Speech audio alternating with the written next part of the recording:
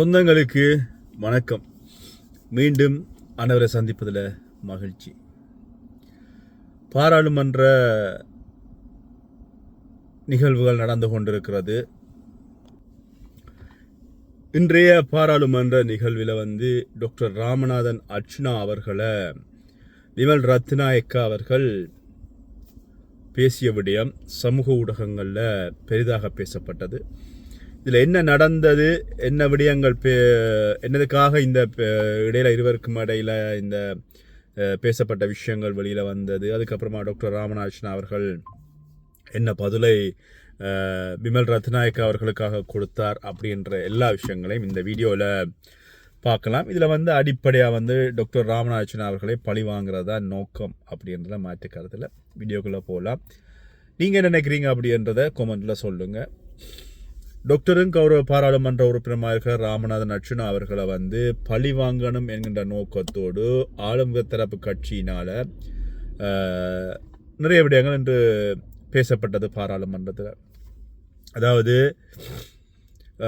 இன்று பார்த்தீங்கன்னா அந்த 83ஆம் ஆண்டு ஜூலை கலவரத்தை அதனுடைய பேசுபொருளாக இன்றைய பேசுபொருள் இருந்தது. இந்த நேரத்தில் பேசிக்கொண்டிருக்கின்ற போது டாக்டர் ராமநாதன் அர்ச்சுனா அவர்கள் பக்கம் பிரச்சனை திரும்பி இருந்தது மட்டுமில்லாமல் டாக்டர் ராமநாதன் அர்ச்சுனா அவர்கள் வடபகுதி தமிழ் மக்களுக்கு அவர் தேவையில்லாதவர் அப்படின்ற ஒரு விஷயத்தையும், அது மட்டும் இல்லாமல் அவர் போய் ஒரு வைத்தியசாலையில் சிகிச்சை எடுக்கணும் அப்படின்னு சொல்லியும், அது மட்டும் இல்லாமல்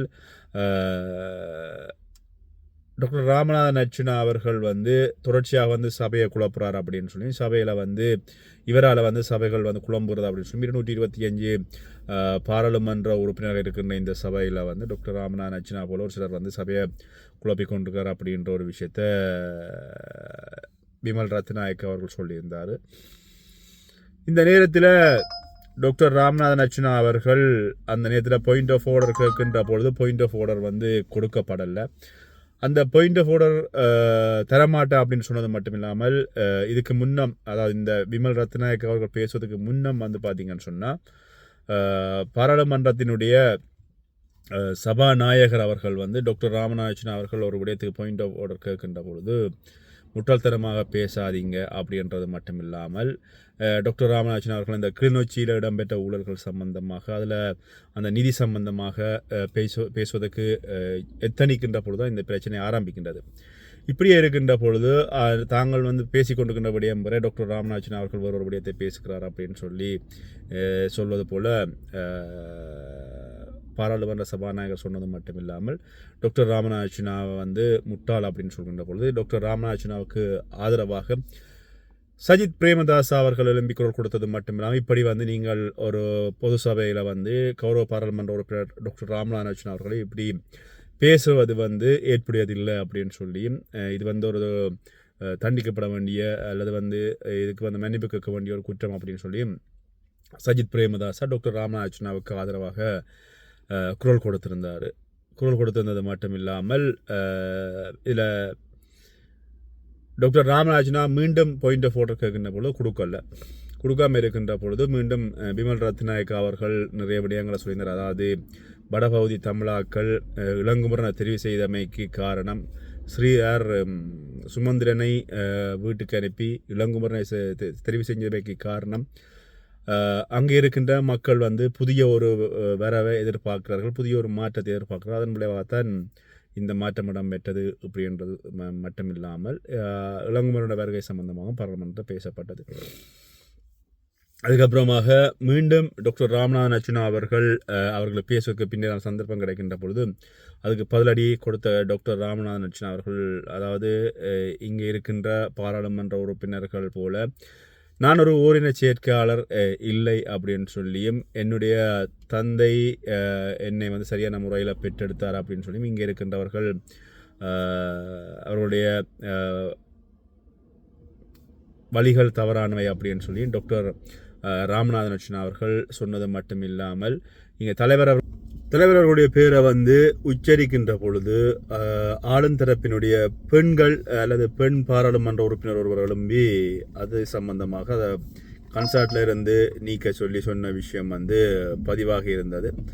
டாக்டர் ராமநாதன் அர்ச்சுனா அவர்கள் பாராளுமன்றத்தில் வந்து தான் இன்னும் நீங்கள் ஒரு சில நாட்களில் பாராளுமன்றத்தை விட்டு போகிற நீங்கள் கன்சாரத்தை நீக்கினாலும் சரி கன்சாரத்தை வச்சிருந்தாலும் சரி அப்படின்ற மாதிரி ஒரு கருத்தை சொல்லியிருந்தார். அதுக்கு பின்னாடி வந்து பார்த்தீங்கன்னு சொன்னால் சஜித் அவர்கள் வந்து இன்று எல்லா கட்சி அதாவது எதிர்கட்சி தலைவர்கள் எல்லாரையும் கூப்பிட்டு மீட்டிங் கொண்டு வச்சுருந்தார். மீட்டிங் வச்சு அதுக்குள்ள ரணிலும் அதே மாதிரி சஜித்தும் மற்றது யாருன்னு சொன்னால் நாமல் ராஜபக்ச நினைக்கிறேன் மூவரும் இணைந்து ஒன்றாகிய சம்பவம் வந்து ஒன்று பதிவாகி இருப்பதாக டாக்டர் சொல்லியிருந்தேன். ஆக அதிலே வந்து டாக்டர் ராமநாதன் அர்ச்சுனா அவர்கள் அந்த நிகழ்விலையும் பங்கேற்றிருந்தார். பங்கேற்றது மட்டும் இல்லாமல் அது சம்பந்தமான அங்கே என்ன நடந்தது அது மட்டும் ஊடகவியலாளர்கள் டாக்டர் ராமநாதன் அர்ச்சுனாவை மறித்து கேள்விகள் கேட்டிருந்தார்கள். அதுக்கும் தன்னால் முடிஞ்சவரை பதில்களை சொல்லிக்கொண்டு என்ன சொன்ன அந்த இடத்துல நிற்கிற ஊடகவியலாளர்கள் எல்லாருக்குமே பதில் சொல்லணுமென்ற அவசியம் இருக்கா இல்லையான்றதை கடந்து தன்னால் முடிஞ்சவரை பதில் சொல்லிவிட்டு டாக்டர் ராமநாதன் அவர்கள் கடந்து சென்றிருந்தாங்க. அந்த விஷயம் வந்து இப்போ வந்து பதிவாகி இருக்கிறது. இப்படியே இருக்கின்ற பொழுது இந்த பிமல் ரத்நாயக்கா அவர்கள் எதற்காக டாக்டர் ராமநாதன் அர்ச்சுனா அவர்களை வந்து தொடர்ச்சியாக இன்றைய நிகழ்வில் இன்றைய இந்த பாராளுமன்ற அமர்வில் வந்து தாக்கினார் அப்படின்னு சொல்லி பார்த்தீங்கன்னு சொன்னால் கௌரவ பாராளுமன்ற உறுப்பினர் டாக்டர் ராமநாதன் அர்ச்சுனா அவர்கள் அண்மை காலங்களாக இந்த டிசிசி கூட்டங்களில் இவர்கள் என்பிபி அவர்களினுடைய ஒவ்வொரு ஊழல்களாக தொடர்ச்சியாக டாக்டர் ராமநாதன் அர்ச்சுனா அவர்கள் வெளிக்கொண்டு வந்து கொண்டிருக்கிறாரு. வெளிக்கொண்டு வருவது வந்து அவர்களுக்கு பெரிய ஒரு தலைவலியாக இருக்கிறது. என்னென்று சொல்லி சொன்னால் டாக்டர் ராமநாதன் அர்ச்சுனா அவர்கள் தங்களுடைய கூட்டங்களை நடத்த விடுவதில்லை சரியான முறையில், தங்களை வந்து பேச விடுவதில்லை. அது மட்டும் இல்லாமல் ஒவ்வொரு முறையும் வந்து இந்த டிசிசி கூட்டங்களை குழப்புறாரு, பாராளுமன்றத்தை குழப்புறாரு. அப்படின்றதன் அடிப்படைக்கான காரணம் என்னன்னு சொன்னால் இப்போ டாக்டரை பொறுத்தவரையில் ஒவ்வொரு பிரச்சனைகளையும் சுட்டி காட்டுறாரு, நேரடியாக பேசுகிறாரு. இப்போ மற்ற தமிழ் பாராளுமன்ற உறுப்பினர்கள் வந்து பார்த்திங்கன்னு சொன்னால் நசிஞ்சு கொண்டு தங்களுக்கு எங்கே சுயலாபம் கிடைக்குதோ அங்கே அடிப்பக்கம் பாடுறது அப்படி தான் இருக்கிறாங்க. ஆனால் டாக்டரை பொறுத்தவரையில் டாக்டர் நேரடியாக தாக்குறது, நேரடியாக ஒவ்வொரு விஷயங்களை முன்வைக்கிறது. இதனால் டாக்டர் வந்து இப்போ இருக்கிற அரசாங்கத்தை பொறுத்தவரையில் அவர்கள் பெரிய தலைவரி டாக்டர். அப்போ அதனால் அவர் எப்படியாவது அனுப்பணும் அல்லது அவர் எப்படியாவது இந்த பாராளுமன்றத்தில் வந்து அவருக்கு கெட்ட பேரை உண்டாக்கணும் அப்படின்றதுக்காக தான் இவர்கள் ஆளுந்தரப்பினுடைய பாராளுமன்ற தலைவராக குழு தலைவராக விமல் ரத்நாயக்கா வந்து அவருக்கு தொடர்ச்சியாக அடித்தார். அது மட்டும் இல்லாமல் அவர்களுடைய இன்னொரு பிரச்சனை என்னென்னு சொல்லி சொன்னால் கடந்த டிசிசி கூட்டங்களில் ராமலிங்க சந்திரசேகரன் அவரோட முரண்பட்டது மட்டும் இல்லாமல் அதை கொண்டு வந்து பாராளுமன்றத்திலையும் முன்வைக்கின்ற பொழுது ஒரு வெளியில் பெருசாக தெரியாதது மட்டும் இல்லாமல் இப்போ பாராளுமன்றத்தில் இருக்கிற எல்லா உறுப்பினர்களுக்கும் இந்த விஷயம் தெரிய வருகின்ற பொழுது தங்களுடைய விஷயங்கள் வந்து கொஞ்சம் கொஞ்சமாக வெளியில் வருது.